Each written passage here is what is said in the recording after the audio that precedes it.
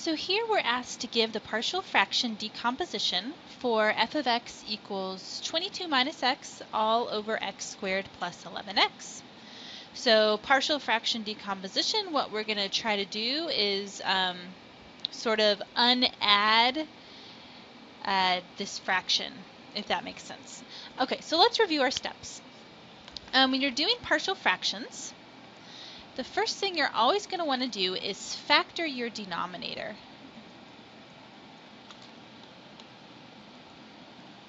So my denominator is x squared plus 11x. So all I can do in that case is just pull out a factor of x.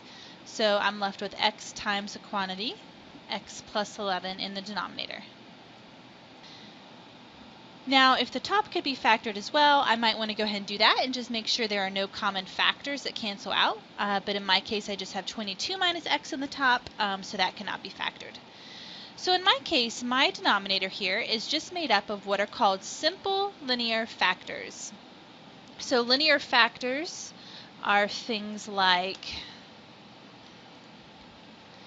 x, or x plus 11, or x minus 2, or x plus 7, things like that that only contain an x to the first power, a linear factor.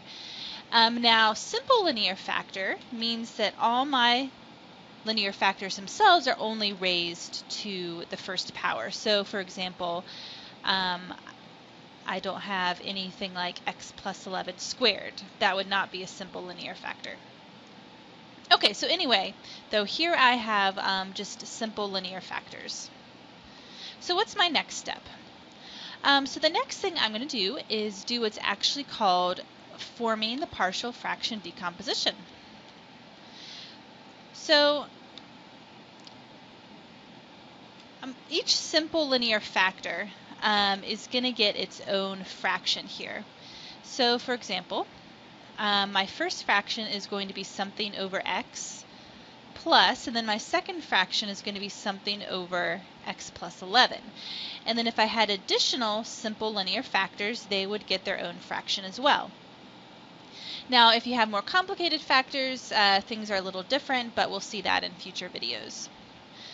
So what goes on the top of the fractions? Well, on the top of the fractions, I'm going to have coefficients, and typically those are represented by capital letters like A, B, and so on. And then actually my goal is going to be to solve for those coefficients.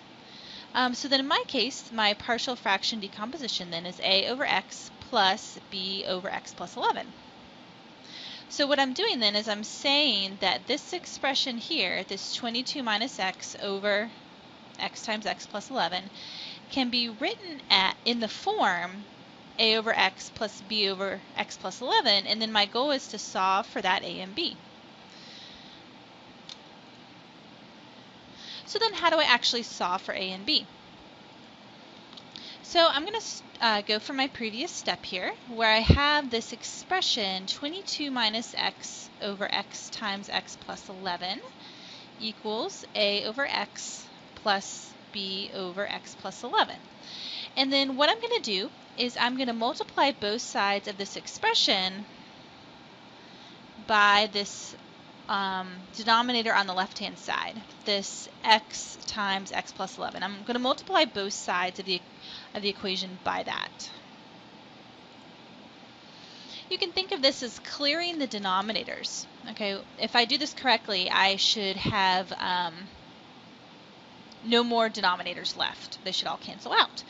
So on the left-hand side, both my x's and my x plus 11's cancel, and I just have 22 minus x equals, and then on the right-hand side, this x times x plus 11 is going to be distributed to both of these terms. So in my first term, then the x's are going to cancel, right? So I'm going to have a times the quantity x plus 11. And then in my second term, the x plus 11 is going to cancel, so I'm just going to have b times x. So now I have this equation, and remember my goal is still to solve for a and b. Now there are two main ways you can do this. One way is to expand everything on the right-hand side to get something that looks like this. and then to group things by powers of x's. So you can see that I have grouped things into things that have a first power of x, which I had an a and a plus b, and then I have my constant terms here.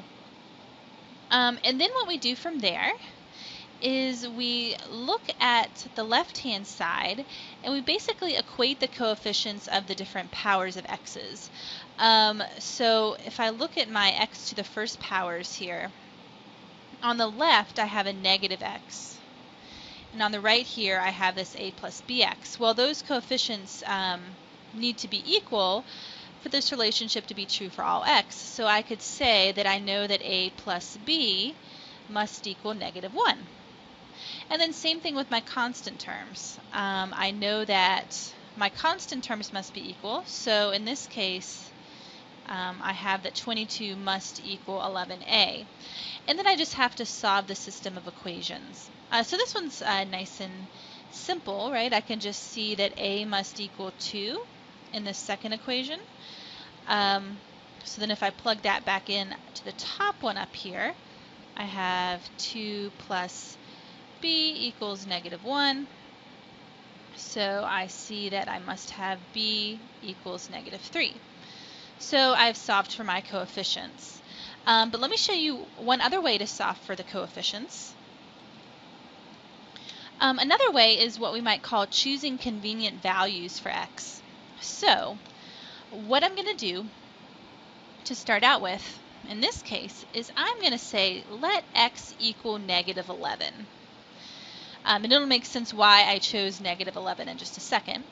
So I'm going to let x equal -11, and then I'm going to plug in that value to this equation here. So then I would get 22 minus -11 equals a, and then in parentheses, -11 plus 11 plus b times -11. And then I work this out. So I get 33 equals a times 0 minus 11b. So this is why I chose x to be -11. I wanted this, this factor that's being multiplied by a to go to 0 so that I could isolate b. So I get 33 equals -11b. Okay, so I see that I must have b equals -3 to make this true. And then I do another scenario to help me solve for a instead. So I'm going to let x equals 0 this time because I want whatever's multiplied by b to go to 0. So then if I plug this in, I get 22 minus 0 equals a times 0 plus 11 plus b times 0. Okay, so this gets me 22 equals 11a, and so I get that a must equal 2. Okay, so we see that we get the same results either way. This convenient value method, the second method I did, is easier, but when we get to harder problems, we might not be able to do this by itself. So now we're actually done. We know our coefficients, so we have our partial fraction decomposition. So I can say that this original expression here equals 2 over x minus 3 over x plus 11.